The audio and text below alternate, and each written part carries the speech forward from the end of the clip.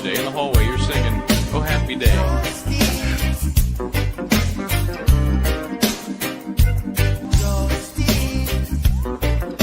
One word prayer.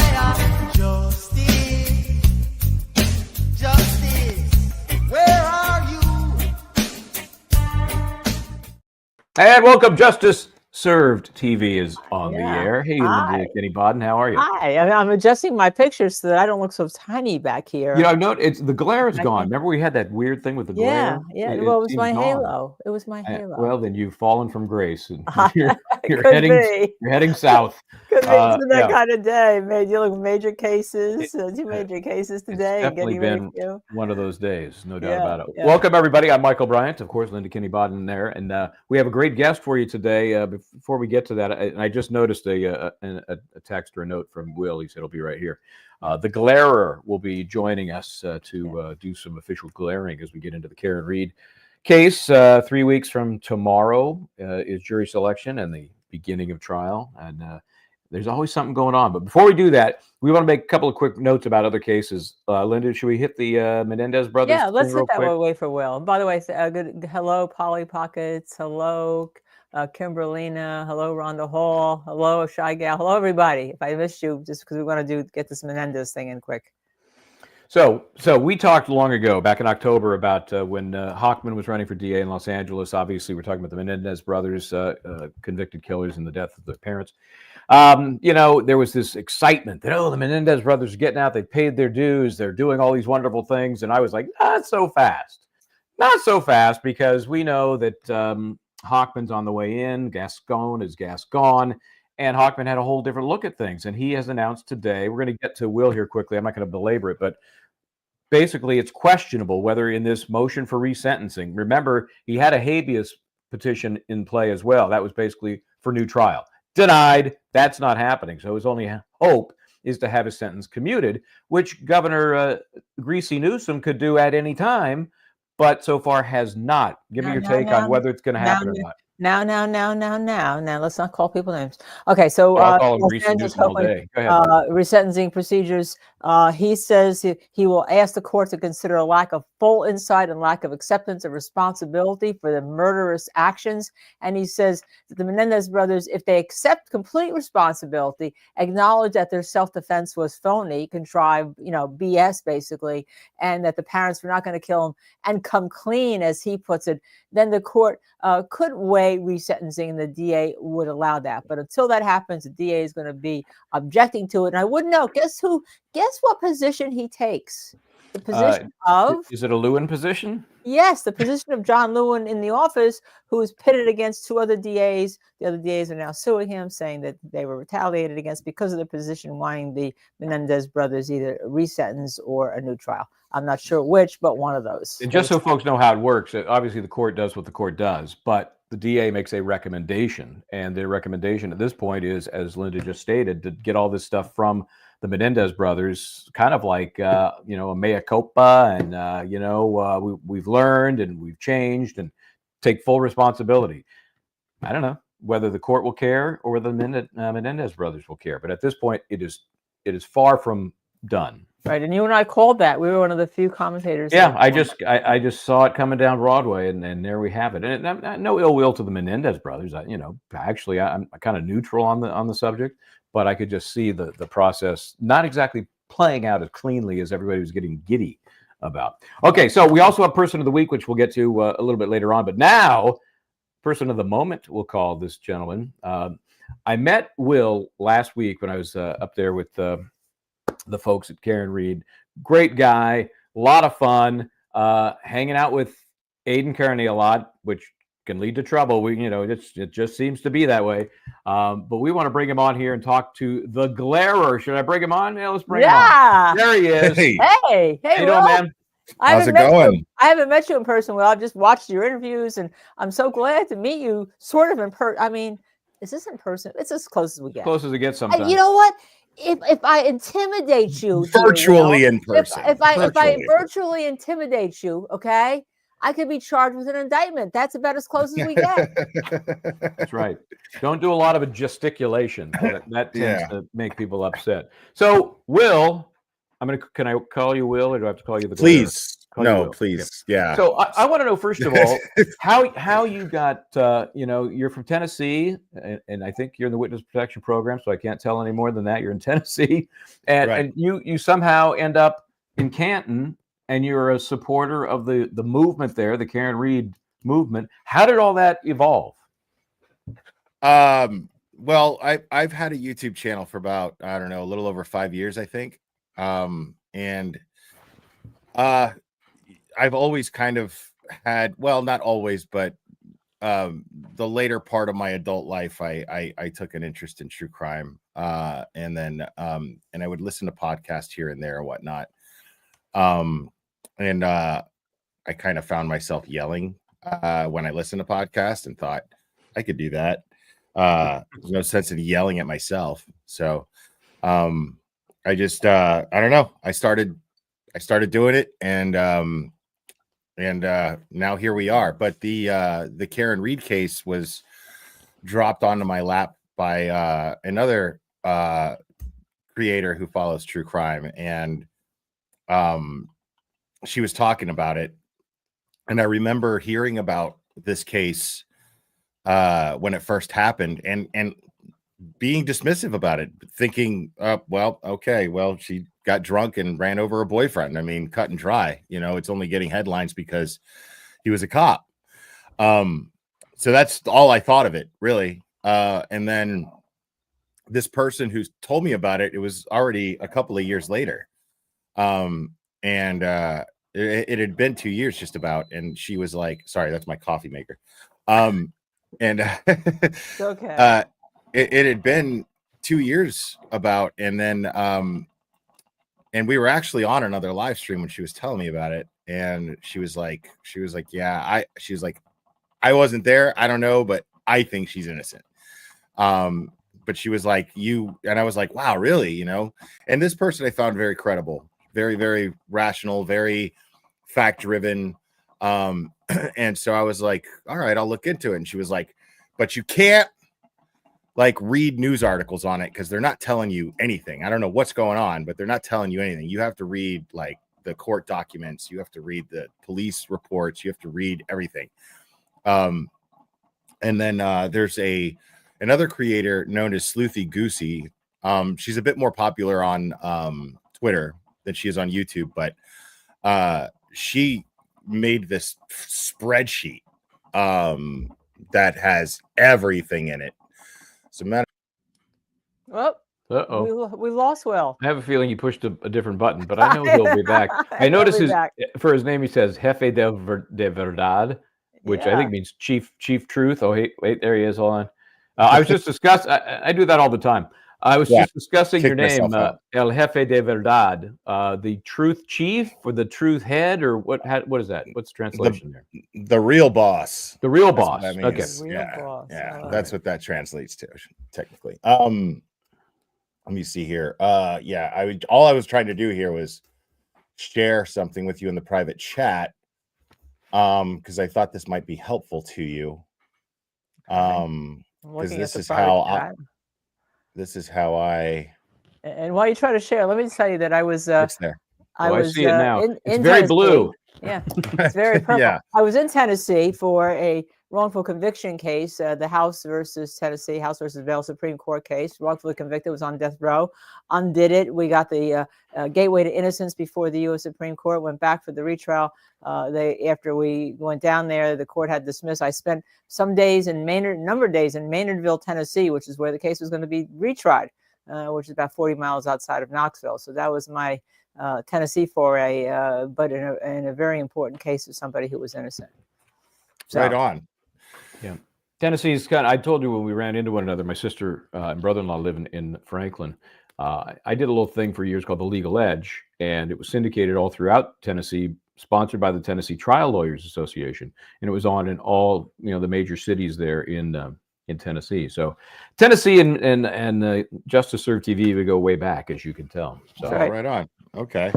So then you get enticed and decide you're going to throw your hat in the proverbial ring here, and you start covering it. And I'm guessing the more you got into it, the more crazed you got. Yeah. So Yeah, this is the spreadsheet. This is the spreadsheet you share with us that has gotten you interested. I was in full effort mode at the time. I really was, like, with my channel. I was like, I was covering a lot of like missing person stuff. And then you know, I don't know how familiar you are with YouTube and like channels that really focus on that stuff, but there's a lot of drama that surrounds it and drives it, and I just got really tired of it, and it was all about the drama and not about putting out the information about this missing person. And I really got really frustrated, felt like I was skating uphill, you know, because I really cared about, you know, this issue. And it's funny because the more I talked about it, the more I would actually say out loud why I shouldn't even bother, because, you know, the professionals are handling that. You know, I think when you're covering a missing persons case and you're spreading a lot of information about the loved ones and things of that nature, you're muddying the waters and you're making it more difficult for the investigators to actually get all the facts and get what they need.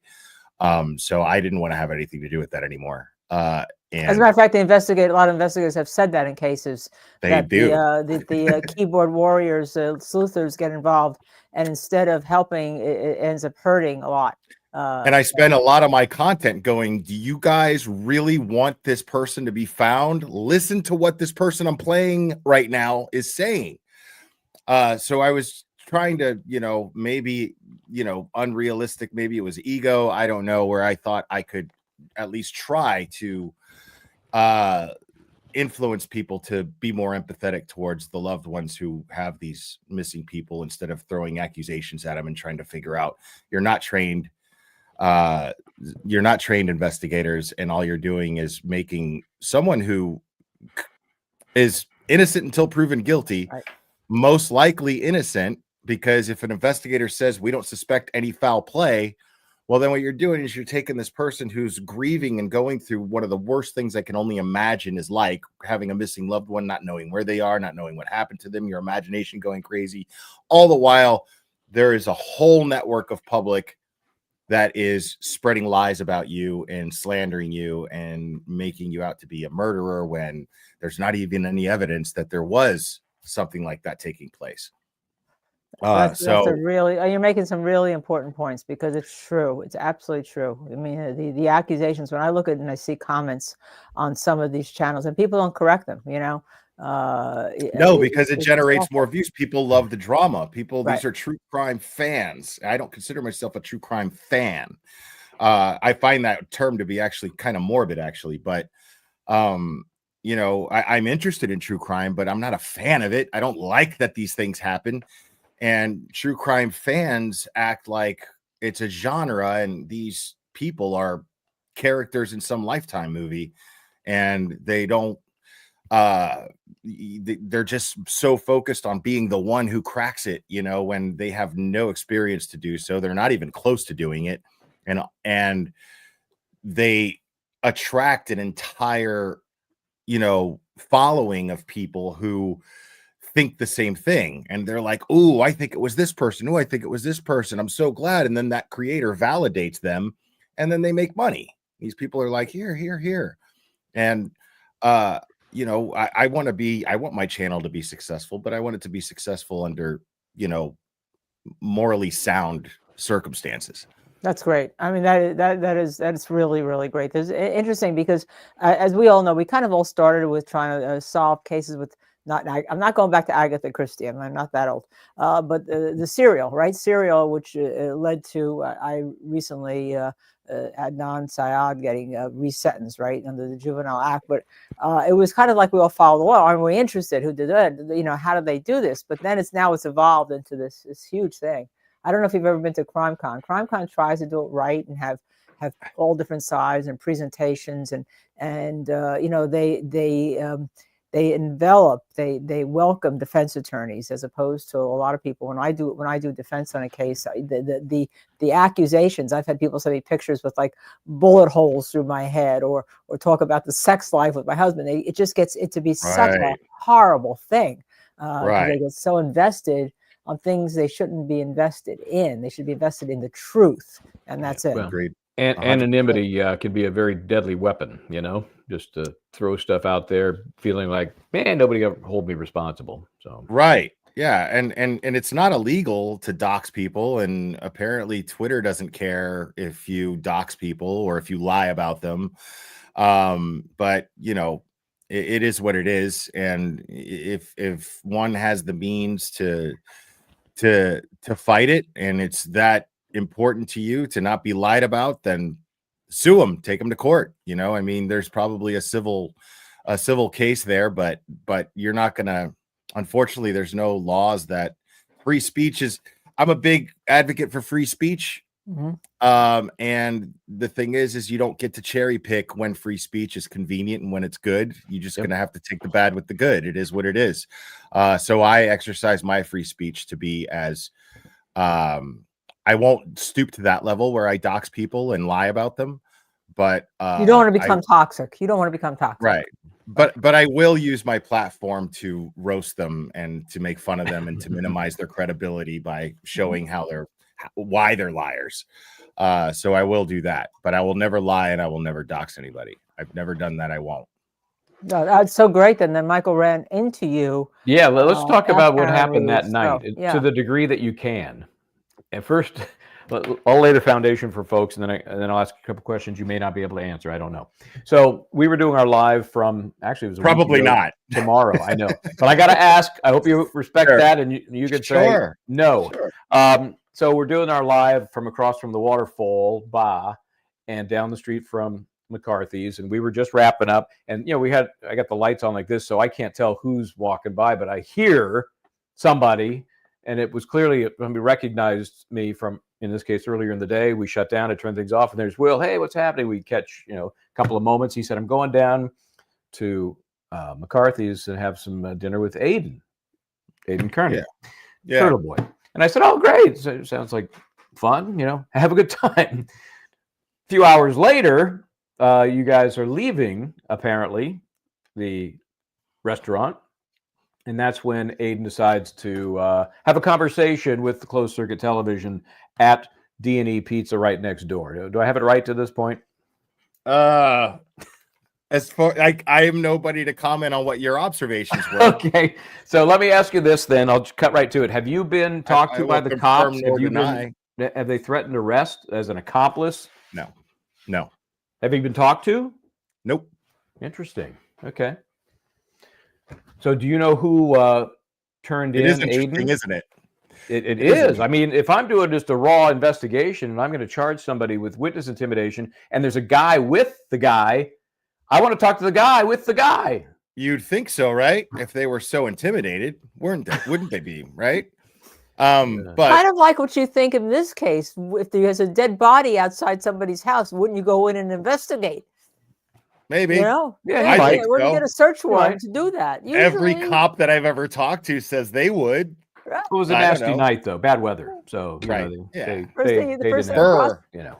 thing the prosecutor gets is a cold side to it. Oh, excuse me, could you review the search warrant first? We had a dead body outside the house, and we want to make sure we have probable cause to go inside the house. And you review the search warrant, and then the judge signs it. That's usually what happens when you're a prosecutor, having been a prosecutor.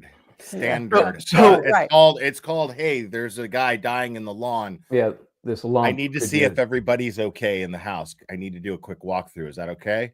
And then if they say no, I'm suspicious. Yeah, and then I'm getting a warrant. Right. Let me tell you, in New York City, if somebody dies in the house, even though it's from cancer and a heart attack, but they die in the home, the police come, they talk to everybody. They open an investigation, but they know that this person was under treatment for cancer and it was dying and all, or heart disease and was dying. But they come and talk to you. They come and talk to people in the house when the person dropped dead, whether from natural cause. In New York City, standard with this gigantic city behind me. Right. They want to catch you while your memory's fresh, and they'll be empathetic. I mean, you see it on TV. You know what I mean? Like they go, hey, I realize you've been through a lot. I'm a big SVU fan myself. I've seen Olivia Benson do it a million times where she goes, hey, I know that you've been through a lot tonight, but it's really important that we get your statement while your mind is still fresh, which will help us get results as to finding out who this was as quickly as possible. The Like only time they don't it's do that is when there's a cop involved shooting or takedown or death, and then they get under contract 3 days because they have to get rest and right, clear their minds. Right. right, and I got to talk to my union rep first. Right. Excuse me, right? Yeah. So, Michael, we interrupted you. I'm sorry. I can't remember where I was going. You were going. Oh, that the you were day, getting the day. cops to talk to So you. were you surprised, or I was Aidan may hoping have you already? forgot. Aidan may have told you this anyway, but I was in court for the hearing number 1, not when they addressed this new issue, but at Okay. the end of which they brought it up. That's when the prosecutors, he has a bench warrant and then a bench conference, and he comes back and says, "Judge, we were just made aware of this at 10 o'clock this morning, apparently last night, bop, bop, bop." And then he goes into the whole issue about what had happened the night before D&E pizza. At that point, did you know that was coming? I knew that he had been charged at that point. Okay. And I specifically went into the courthouse for 2 reasons. A, because that's what part of the reason why I came up there and I planned to do was to support Aidan in the courtroom, and B, to find out if anyone was going to ask me any questions. God forbid if I was going to get charged too, but it is what it is. And face the music, deal with what and help in any way that I could, but not one person asked me a question, not one person, nothing. I thought that was amazing. And I didn't identify you because the court did not. So I never put a name to it, but the court said a friend, and never went any further. And so I thought, well, maybe they don't even know who it is. Well, now, of course, we know that they did know. And for some reason, you're not an important enough witness. Well, can I just say something to you before you answer that? Because I'd like to get your take on that. How can you, when you're kind of like making the most ridiculous fun into a camera, be charged? Did you have that impression that there's no way I'm going to get charged because this is the most ridiculous thing I've ever seen for witness intimidation? I'll tell you this, to the best of my recollection, none of that came to mind. None of that came to mind. That's the best. That's the most that I'm willing to say about it at this point. But none of that came to mind. At no point did I think that we were committing a crime. At no point did I think that we were doing anything harmful. So yeah, that's the most I could really answer that question for now. Well, let me tell you, there'll be a lot of attorneys who would obviously represent you pro bono on this because it's the most ridiculous. Literally, it's the most ridiculous thing we've ever seen. That's good to know. Thank you. We're used. No, seriously, we're used to seeing, a drug dealer putting a gun to the head of the mother of the children. Your kid testifies, right? You're going to be shot dead. That's witness intimidation. Okay, talking to a camera, right? That. Because I'm in the courthouse. I'm in the courthouse on TV. It's being streamed. You know what I'm saying? There's Massachusetts state troopers everywhere. There's people that were sitting in that courtroom who knew of the incident, knew I was there. So people, I would assume, within a position of power that could have said, "Hey, you can't go anywhere. We have some questions we need to ask you." And if they were so inclined to get a conviction against Aidan, wouldn't I be somebody that they would try to railroad and say, "Hey, listen, we're going to charge you." Yep. Unless you roll over on Aidan. Unless you roll over. Yeah, and you tell us about the big plan you had while you were there at McCarthy's. This plan you developed to go and right. I'd like to see them try now because I think that ship has sailed. I showed up to the courthouse, sat in the courtroom, supported Aidan while this was being talked about. When they postponed and reset a date for the next day to go over his bail hearing. I was there. The only reason I wasn't there the next day, by the way, is because my flight left earlier. And he has this ridiculous thing. At least we give credit to the judge in the sense that the judge said, look, he's got to be able to go into court and cover this as a journalist. He's got to be able to get into court and out of court. I'm going to say you can't go near anybody, the standard, orders that the judges give. But he made an exception and he kind of understood. And I think that he probably thought it's kind of ridiculous too. But the rest of us watching as independent lawyers, journalists, whatever, thought this was the absolute most ridiculous thing. And yet he's stuck in the system. Yeah.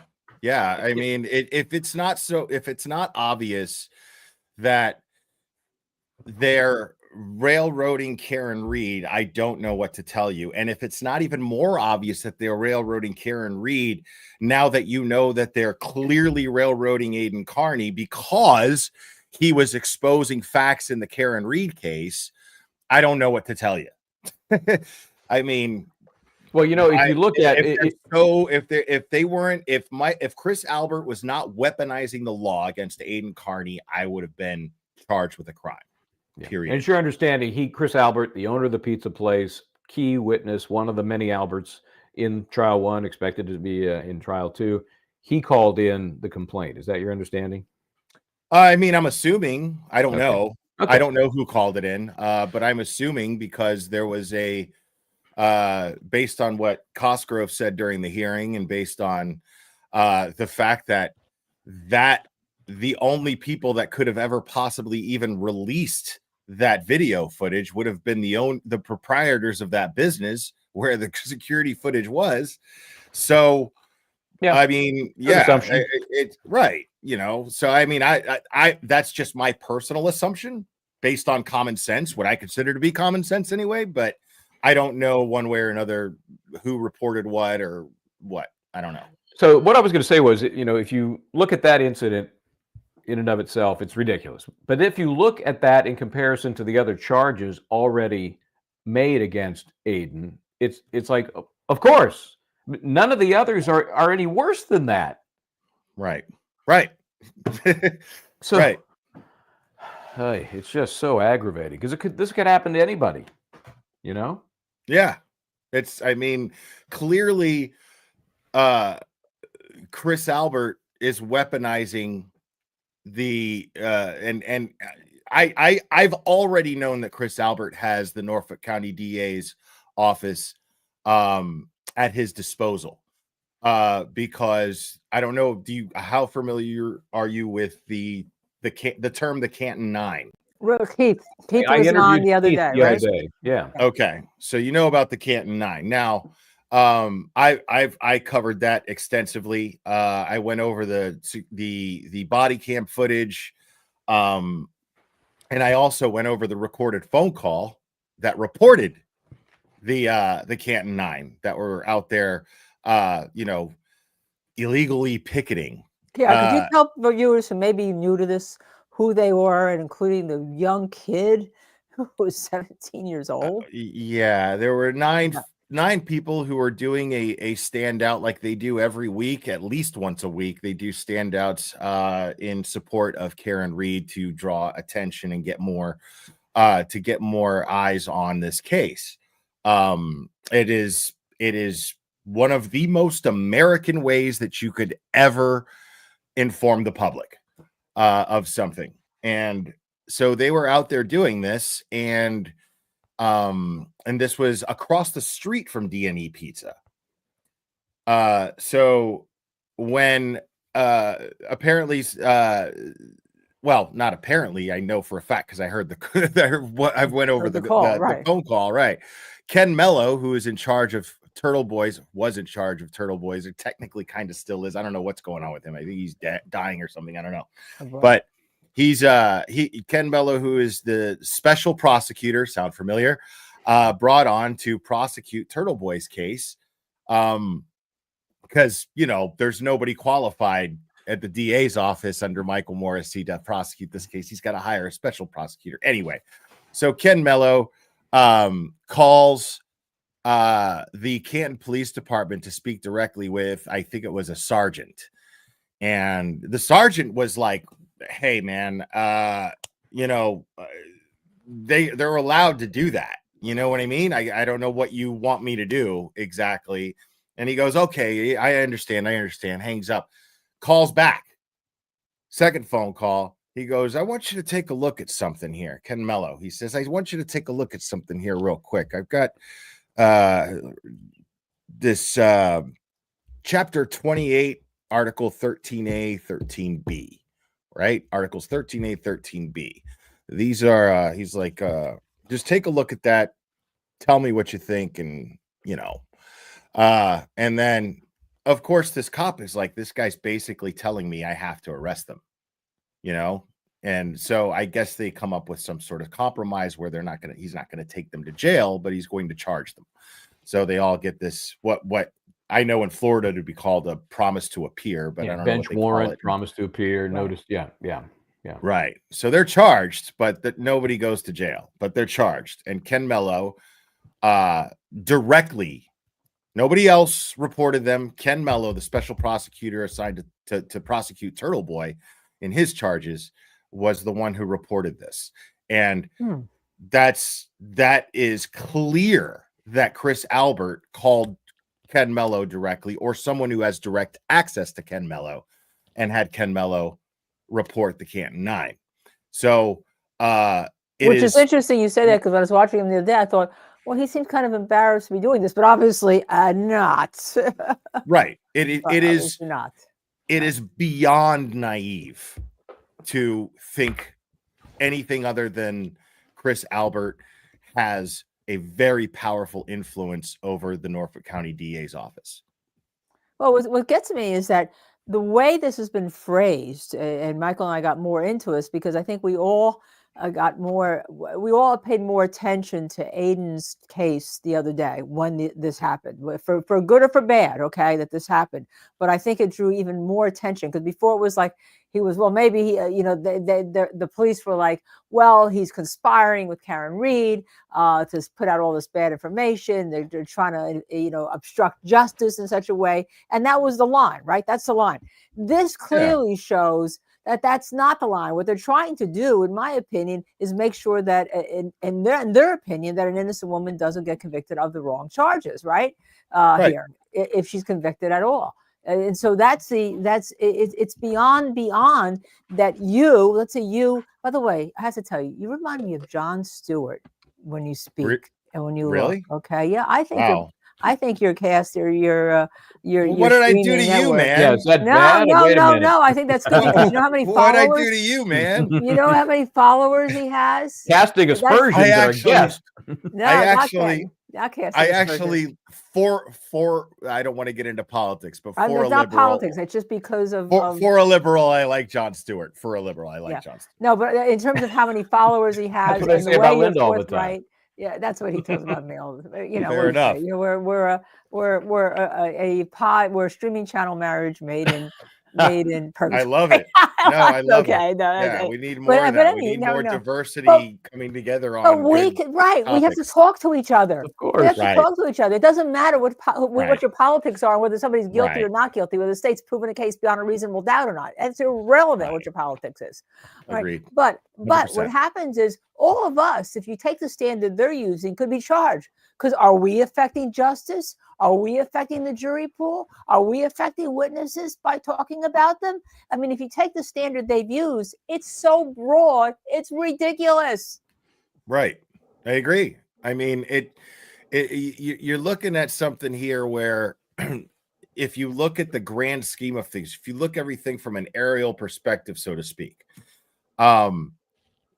this is all clearly the prosecution never, not just this time around, but never actually having a case against Karen Read and doing everything they can to either fabricate a case against Karen Read until they get to this point where that failed, and then this point where now it's like, okay, we have less of a case against Karen Read and everybody's watching us too close to fabricate one.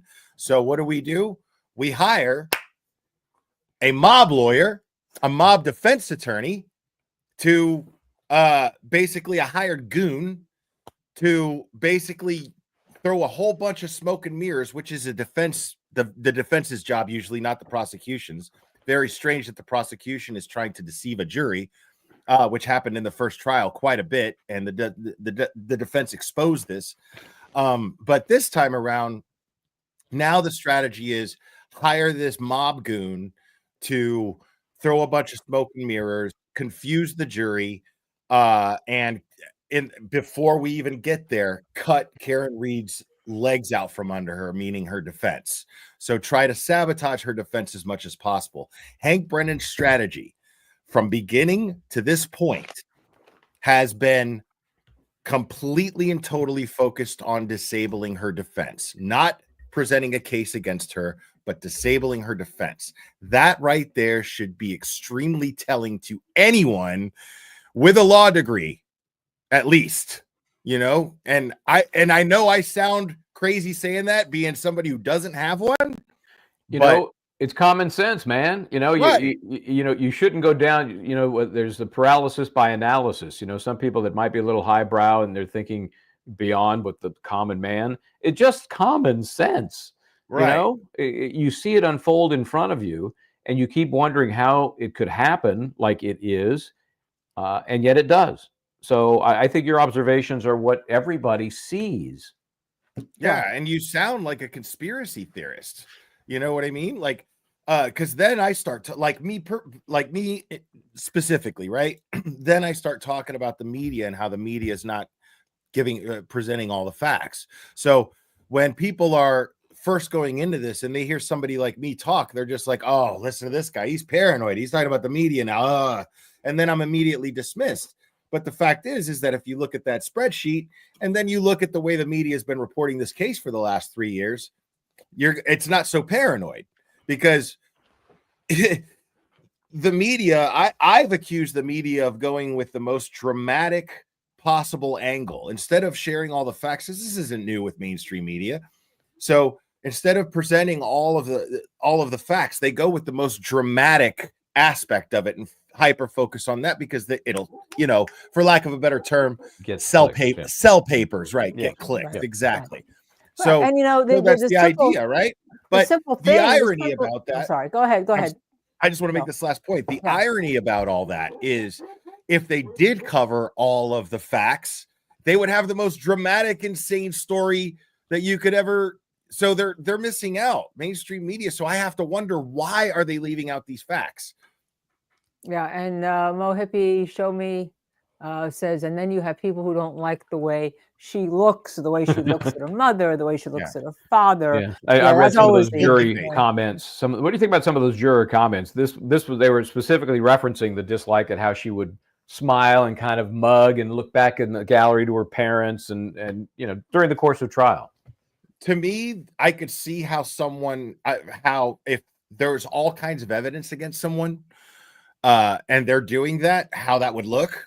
Because I'd be like, Jesus, this arrogant. I can't wait till she gets convicted. You know what I mean? But the problem is all the evidence is in her favor.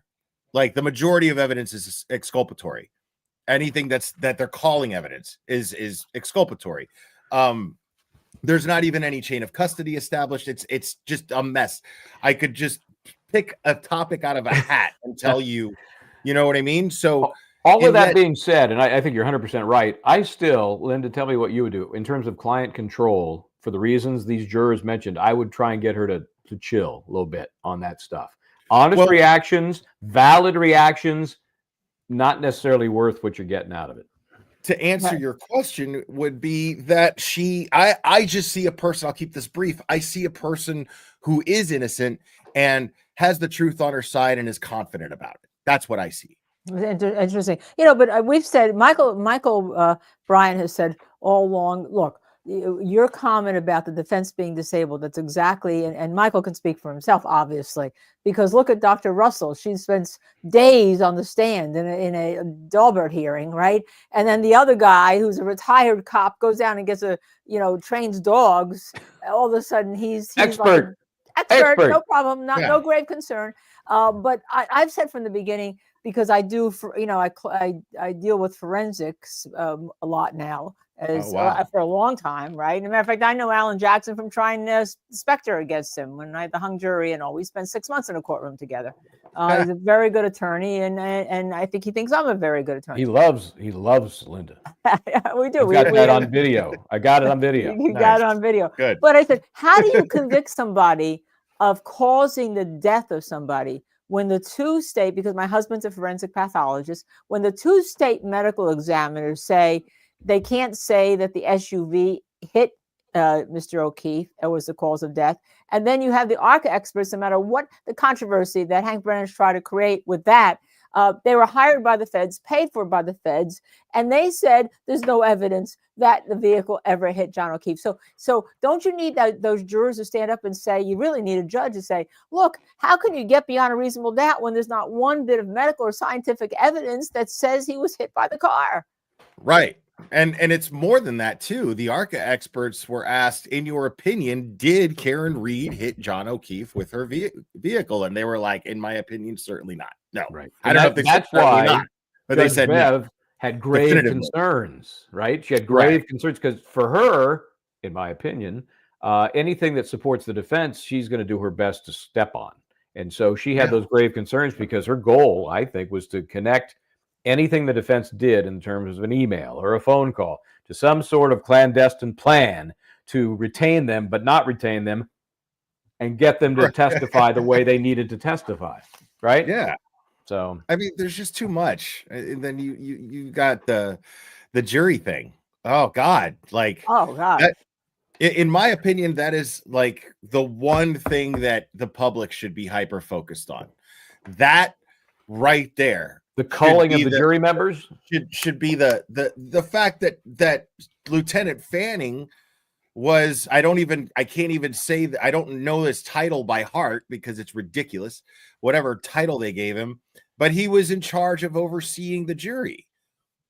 But he didn't have access to the jury, and we're supposed to believe that they didn't have access to the jury. But Bev wants Alan Jackson to prove that they didn't have that he did have access to the jury. How does that work? Right, so, I mean, isn't Karen Read the one here whose rights are in question? You know, and you're seeing that now. What you're seeing. I said to Michael the other day, and I'm saying this on the streaming network, with Hank Brennan making the oops, Alan Jackson didn't turn over the email and the billing records, right? Oh, we got those from the government. Oops, no, yes, he did. You know, oops, David Yannetti went on Court TV and made an extrajudicial statement. Oops, that's not true. What you're seeing because of the whole social media and everybody for justice for John O'Keefe, when justice is finding what really happened, not just targeting somebody, right? Exactly. The whole social media has been like, oh, look at how bad the defense is. So he's created this aura of how bad the defense is when they came into this case, the second trial, with an aura of how good the defense was. And he has converted it to how bad they are ethically. And that inures to the but it hasn't swayed the public. It's only swayed Bev. It hasn't swayed the public, and that just leaves me confident that as long as the jury's not tampered with, well, the jury will see it the same way. But Judge Beverly Cannoni, I have a question for you guys. You guys have been doing this a long time, and I'm the layman here. So, have you ever seen a judge behave the way that she did on Wednesday morning when Alan Jackson was discussing the situation with Lieutenant Fanning? Have you ever seen a judge the berating and the condescending and the I would like to say I actually have. I was going to say I'd like to say I've never seen it, but I have seen it. Yeah, but should she have been arguing? And this is a little bit more of a technical question. Should she have been arguing the motion instead of Brennan? Why was she arguing the motion with Jackson instead of Brennan? Should she have been doing that? Yeah, but we get that all the time. He did not have. Yeah, we get that all the time.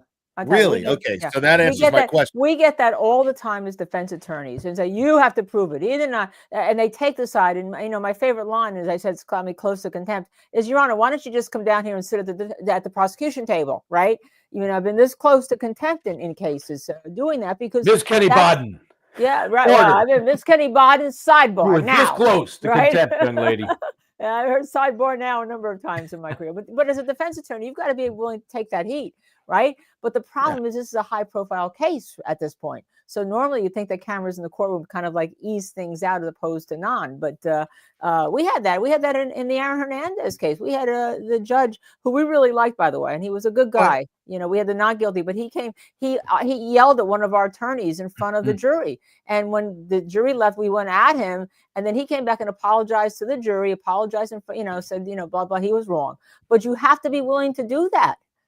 Sure. But Linda and Michael, I mean, did she not seem defensive, like as if she was defending herself during that period. Like, do me a favor, maybe just rewatch it and then remember that question. Okay. No, I mean, she I was remember definitely that. predisposed. When you get free time, just take another look at those few minutes where they were arguing that, because I went over it and I was just like, she seems like she's before he even finished his argument, and I was in the courtroom Which for she that interrupted moment. a lot, by the way. Right. She interrupted a lot. Yeah, that's what I mean. Is she just kept going, no, Mr. Jackson. Lieutenant Fanning had no access to that jury. He's like, wait a second, I never even got there yet. You know? It was actually worse than that. It was worse than that because he said, Mr. Jackson, when did you sign this affidavit? Right? That said Like, that what it was did you that know? said, he was in charge of the jury, and he said, and then she made him go through the timeline because to indicate that maybe again all the media is there, that maybe Alan Jackson was lying about what he knew and when he knew it. Right? Right. That tells me. Now, I'm no behavioral expert. I'm just a guy who's lived a lot and met a lot of people. Okay. But that tells me that she woke up Wednesday morning, was getting ready for court, looked in the mirror, and was like, I'm going to get that dude. As soon as he brings up Fanning in that jury, I'm going to get him, because she was ready. She jumped the gun. Not only was she ready, she was over ready, because Jackson was, like I said, Jackson was like, hey, hold on a second. Chill. I haven't even gotten there yet. Like, she was defensive, as if Jackson was accusing her of allowing Fanning and putting him in charge of that jury, where she doesn't even know what his argument was actually going to be. She didn't know if he was going to say, Your Honor, you had everything to do with that. It's your decision. You know, but she assumed that he was getting there before he even got there. Yeah. Which, well, to answer your original question, and your point, Linda, is more telling of that, as if she already knew that there was something that was going to be, she was going to have to answer for. Whether she was guilty of something or not, she would have to answer for it. well, I think, and again, to answer your original question, yeah, I've seen it happen before. They come predisposed to attack you because they think you're attacking them. And for her, Fanning is her, right? He's the system, she's the system. Yeah. So that explains her defensiveness and her being on the attack. And it's just not, luckily it's rare, but it happens. Yeah. It does happen. Yeah, but there's been this poll in the courtroom for the past couple of weeks. And you, Michael, you and I have talked about it, that she seems to, she's telegraphing that she doesn't trust Alan Jackson. She's telegraphing that, right? Oh, yeah. No doubt. You see it, right? It's just, yeah, I mean, I get that. It's just, I'm way past chalking it up to just, she doesn't like Alan Jackson and Karen Read. You know what I mean? Like, there's just too much. I mean, as much as she's allowed the prosecution to get away with for the past 3 years, not just, you know, we're talking like from the beginning. So, like, I mean, who's gonna like go through every single hearing and then try to decide like where's the moment where Jackson pissed off Bev, you know what I mean, and then shifted her whole, you know, her whole opinion of him and made her biased? Like, at what point did Bev become biased against the defense, right? If that's just it. And I can't think, I would have to go through it, which I won't do, but I can't think offhand of one instance where this happened and she was fair and then she wasn't. Like, she is always, I mean, how many motions, I sent it to you right there. How many motions to compel pre-trial 1.0? How many motions to compel did the defense have to file just to get discovery? And at what point do you sanction the prosecution or at least verbally reprimand them for not doing it? Yeah, but instead, what she did was, at one point, she laughed. She joked with Lally about it in an open hearing and laughed about it, joked about it. She came as close to doing that as I can recall over this whole mess last week when she said to the prosecution, I don't know why these are coming out in dribs and drabs. Do you remember that? She used that, those dribs and drabs. That was as close to challenging them on this weird delayed discovery as I've seen. 100%. I agree with you. 100%. The closest she's ever come to it. Yeah, and we've seen. I mean, it's ridiculous, and you know, and well, did you file a motion to preserve? Yes, I filed a motion to preserve it, and the Stoughton court granted it, but then this court didn't grant it. And, you know, what else could a defense do that they haven't done? And then You'd have to know what they're hiding to ask for what they're hiding. You know? And I love Linda that you brought that up, because David Yannetti, okay, John O'Keefe is killed on Boston police officer John O'Keefe, excuse me, was killed on January 29th, 2022. On Karen Read's arraignment, February 2nd, 2022, David Yannetti files a motion that is to have the court order the prosecution or the Commonwealth to preserve any and all evidence and turn it over. This was, and I asked David Yannetti about this directly to his face, because I was in the courtroom for that hearing where Brennan was like, they never filed a motion, blah, blah, blah, blah, blah. And I was like, I just went over this. Like, I just was live last night, and I was like, I have it. It's like the first screenshot on my phone. I had half a mind to stand up in the middle of that hearing and be like, I have it right here. You need it? You know, of course you can't do that. But then, you know, when the hearing was over, I had to tell David Yannetti that out, because I was like, and he was like, yeah, but I was like, I got to ask you. I was like, you filed this. First of all, it's the Commonwealth's duty to do this anyway. Like, why did you? I was like, what that tells me is you had the foresight to do that at her arraignment. Is it because you thought something was suspicious? Before I could even finish, he was nodding his head, closing his eyes, and he was going, absolutely. I did that specifically because I thought that they were going to try to pull this. And I was like, wow. Yeah, he's a good attorney. Right. And that's what Olivia Nile, who's in the chat, says. She goes, that's just good lawyering. Right. You know, but I was like, it's more than that. And I had to find out for myself. But speaking of, before we move on, let me give a shout out to Olivia as well, because we stole one of her graphics the other day. The one in which it pointed out the different software that was used. And then we were talking that day about, you know, the prosecution has now provided this January 1, 2022 picture, right? It looks just like the Sally port from the one they provided for later, except the graphic is blue, yellow versus blue. And we were talking about it, and I was just trying to come up with some argument as the Commonwealth to explain that. Okay, I mean, you got a lot of splaining to do, but I just said, okay, let's say I'm the guy who's in charge of those videos and that process. I just decided I would change the graphic color from yellow to blue for whatever reason, even though it's far less readable. That's for sure. The yellow pops. Right. So Olivia just did some work and found out, and I don't know how you do this. I'm not smart enough. But she found out that the yellow is the actual germane color, or the original color, or the default color for the font. Right. And you would have to go in and make a change to make it blue. Therefore, that's manipulation in and of itself. But since you don't know what's real and what's not, who cares or who knows what those dates are? They don't mean anything anymore. Right. And she's making a good point over here. The timestamp changed. So I'm wondering if the program is set to a default to where when you change the timestamp, the color of the timestamp font changes. Oh, does that make sense? Yeah, that's why I want to hear whoever handles that. Who's going to lay the foundation for that video? Because they got some explaining to do. The problem you have now is that normally you'd exclude all this.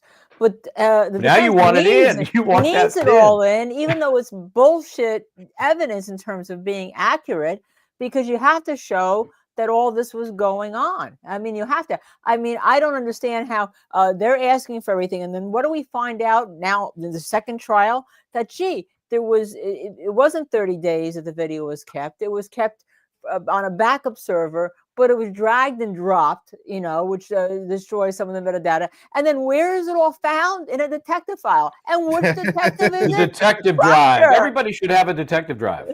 Everybody. Drive. Yeah. This case should be dismissed. This case, there's a bucket full of drops as to reasons why this case should be dismissed. But Proctor alone, being the lead investigator and the way he handled this case, should be enough to dismiss it. Why is it still going? Makes no sense. Nope. And then we had the Hank Brennan the other day talking about, and defense came forward and you attacked these courthouse people, which they didn't. And Lieutenant Fanny, who has the best reputation there is. Lieutenant Fanny is the one in the Birchbar case who went along with the fact that she committed suicide. Right. Well, that's a great Right. reputation to have. That's what I'm saying. It's like everything about this case is wrong. Everything. And there's wrong cases surrounding it that are wrong. You know what I'm saying? Yeah. And that's why I thank goodness for Olivia Nile. I'm telling you, Olivia Nile is not human. She's an alien tweeting and commenting from a spaceship that's like watching. and you guys over she's the Olivia Earth. Lambeau if you find her Right. on Yeah. social media. She's not- Yeah, it's She's amazing. Yeah, When I she's talked to all amazing. you guys that day, you know, one of the things that became very clear is, yeah, Karen Read is a standalone crazy nightmare, but it's such a symptom of a bigger disease, right? Yeah. And do you guys, I mean, do you feel like you're making any impact on anything that they do there? I think for the first time, yeah, because we're getting people talking about this. And that's the most important thing, because without the support from the public, Karen Read is toast. I mean, how do you fight a local government without the people on your side? So so that's really important, but I think we are making a difference. I think between Turtleboy Aidan Kearney's exposure of everything that's happened, and then, believe it or not, him being charged, Right. Managed to provide him with the means to expose them further. So this is all stuff, and the thing is that this is all stuff that goes on record. Yeah. And I think that the defense, both Aidan's and Karen's defense, are very mindful of this, and they make sure to get things on the record for the sake of appeals or whatever happens, because there's no way that anybody who believes in justice and truth is going to look back at these transcripts and go, okay, justice is being served here. You know, there's just no way. I can't imagine. This is not what our forefathers had in mind. Right. Aidan's going to be on the show. I think Wednesday night he's going to come on. We're going to talk to him directly because Michael was impressed with the fact that, I mean, this is such a BS what happened to him the other day. And I talked to Mr. Betterow quite a bit, which is another shocker that he's not being allowed to join the defense team. That's a Sixth Amendment issue right there. You better prove some major conflicts before you deny pro hac vice based on that argument that Judge Bev has laid out. I think it's a loser. Yeah. Yeah. So have you talked to any of the jurors in the first trial, or has anyone have they approached you? I have not. No. Okay. No. But you know, thank goodness for Aidan, who got that interview with Ronnie, the juror. Right. And you know, there was a lot about that bothered me. But when I take everything, it's not that I'm just this angry guy who doesn't like Bev and I want her to be guilty of corruption. I explained to Michael when we first met and we were talking about how I felt about the term corruption. And I've gone over it many times. Now, I feel that it's not just, you can't just take the Fanning stuff. You know, there's just all of these things, not just the Fanning stuff, but then you've got what Ronnie said. And you've got where Ronnie is basically saying that the foreman instructed the jury to take basically everything that the defense presented or any cross-examination where they prove something to be discarded basically as distractors. And it was like a buzzword. He just kept saying that. Oh, they referred to that as a distractor. So we were pretty much instructed to just not even pay attention to that. Like that kept happening throughout that interview. And to me, that's extremely telling because the whole point of a defense is to create reasonable doubt. Those are not distractors, and the jury foreman should be the last person saying that. The jury foreman should be the one to say, we need to look at all of the evidence, and if the defense's evidence creates doubt in your mind, we cannot convict this woman. Yeah, I mean, to hear that the foreperson basically shift the burden to the defense like that is just frightening. Right. And I've heard so many people say, well, they didn't prove their conspiracy. There is nothing to prove. No, there's no prove that it burden wasn't. to prove that. You may think it happened. You may think it didn't. You may think it. So what? And the prosecution doesn't even have to prove that it wasn't. All the prosecution has to prove is that Karen hit John with her vehicle and caused his death. That's it. That's it. And they can't do that simple thing. I mean, Trooper Paul is a joke. He's a meme.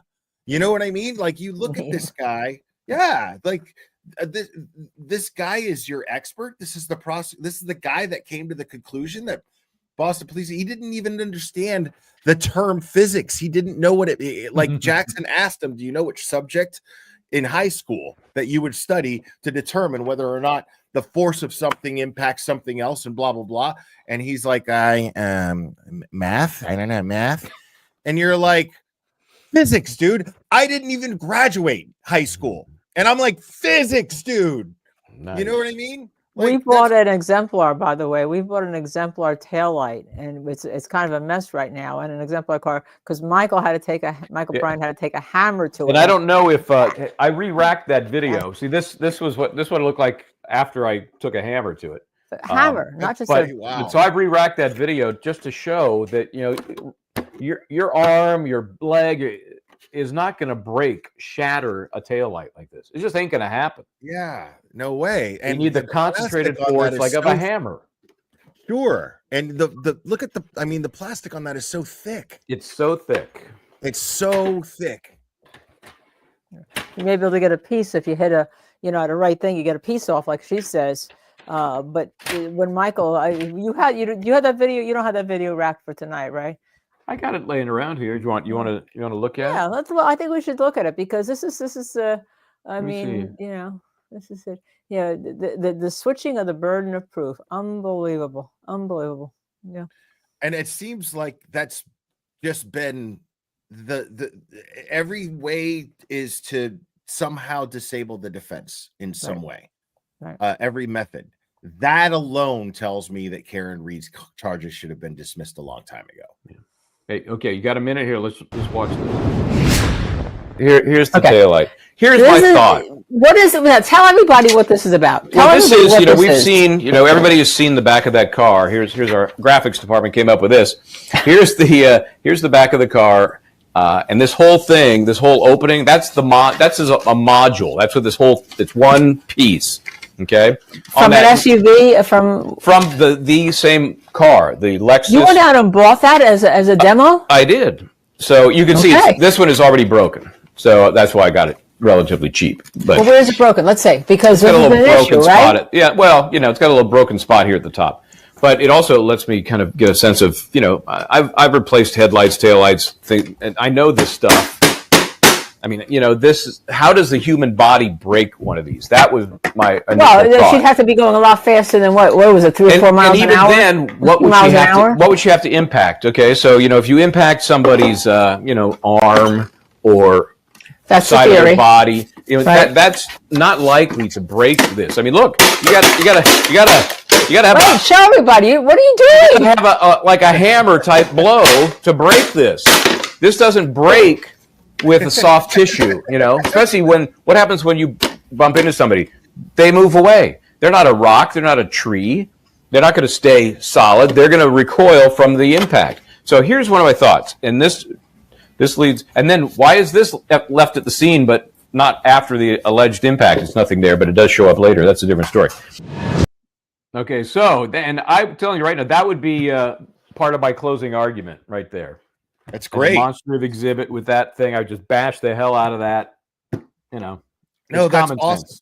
Right. I mean, it just is. And also, you also have to take into consideration, like, how in the world would that one impact that sent him 10 feet flying, how would he sustain all of those scratches? Was it a magic tail light that just chased him down like butterflies and started scratching him as he was falling down?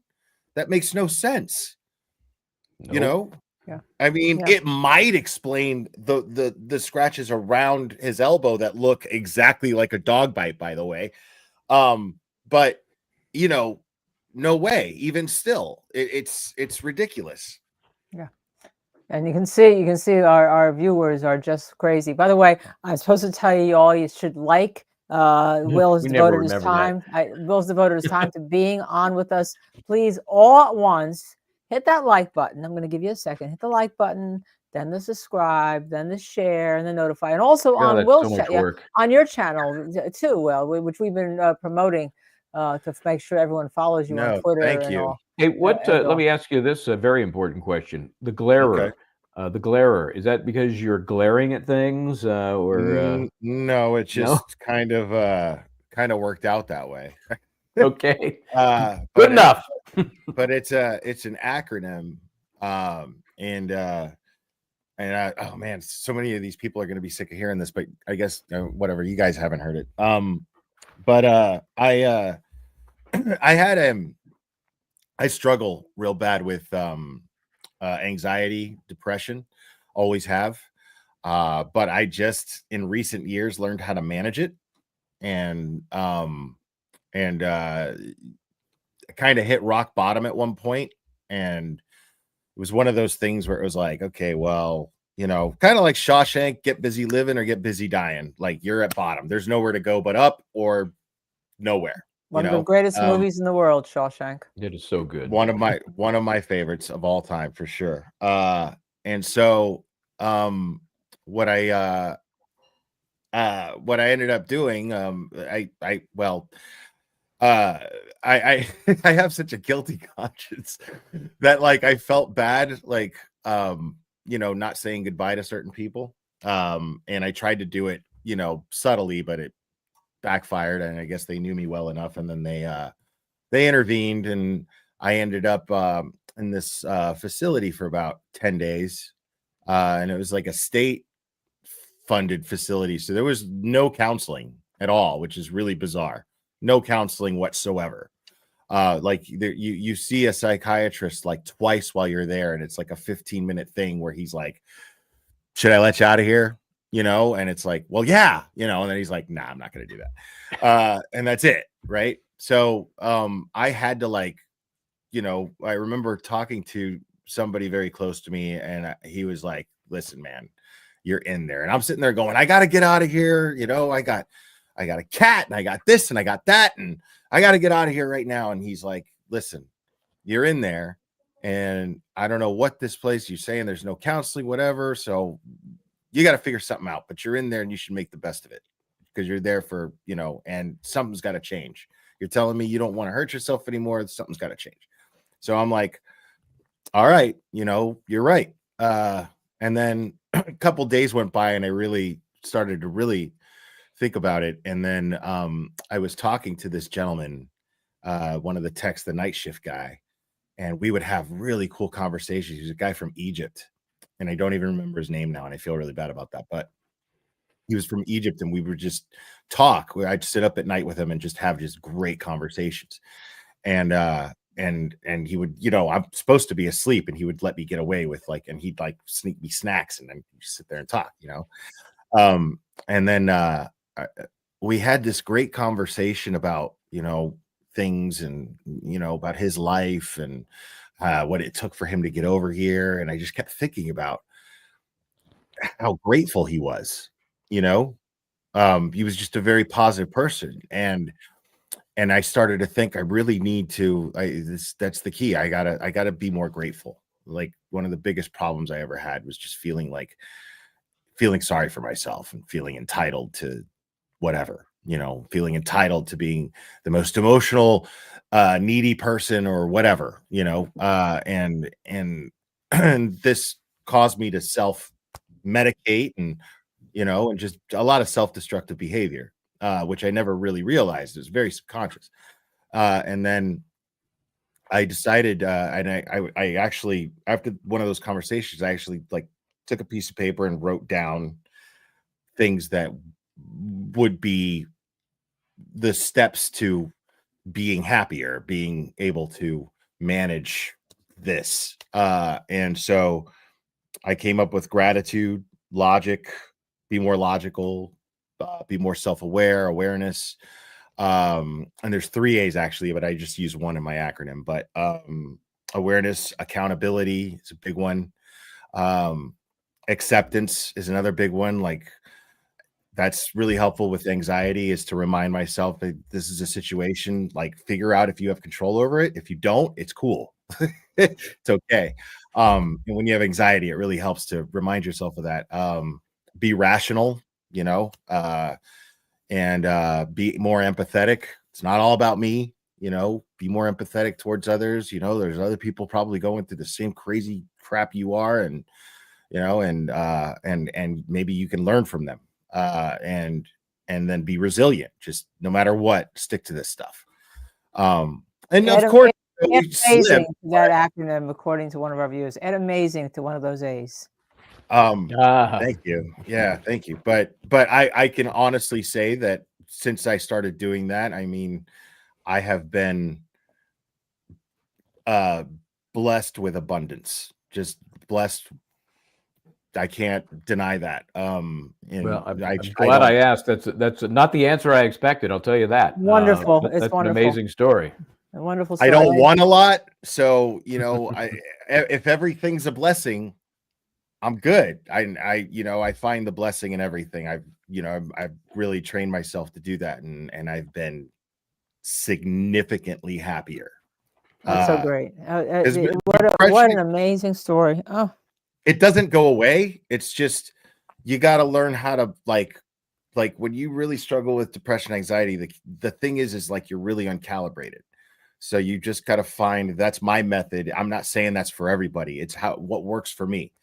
That and exercise. So that and exercise, it calibrates me, gets things like this, and I can go. You know what I mean? So. That's great. That's why I'm glad we asked, because so am I. That's a terrific story.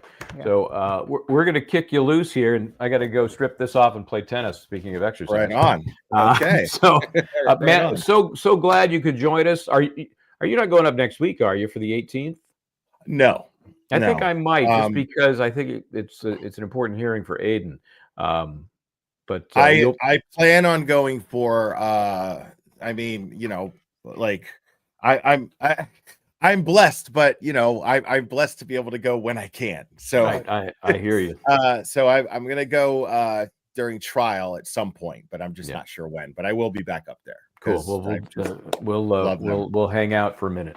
I'd go with you to McCarthy's, but weird things happen when people go to McCarthy's with you. So yeah, I think I'm gonna steer clear of Canton this time around. But yeah, may not be a bad idea. May not be a bad idea. Or have a bunch of lawyers in speed dial and a lot of cameras around you. That's right. They're already so busy. I don't need to, you know.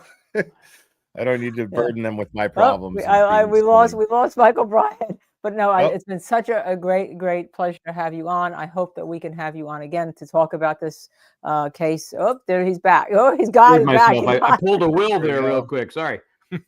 He's gone. He's back. And I know you've got your own podcast doing it. And yes. Let us know when that is. And everybody, please follow Will. Okay, please follow the G.L.A.R.E.R. Okay, because it's so important that we support each other in what we're doing here.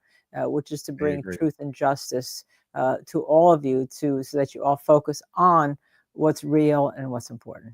Yeah, I got to get you guys on my channel. Absolutely, whenever. I want to help you guys build your channel, because I think what you're doing is amazing. And the impression that I got from Michael in person I was just like, it's cool. You know, mutual, man, mutual. I appreciate right on. That. Okay, bud. Take care. We'll be in touch. Thank you so much, Will. Thanks, everybody. Bye. The G.L.A.R.E.R. And I know there's been a lot of questions tonight. We won't have time to answer them, but what we're going to do is Michael and I will tape that. Remember, we told you last week we'll tape the show. We'll tape a show this time. Missy's going to pull all the questions off, and we're going to tape a show.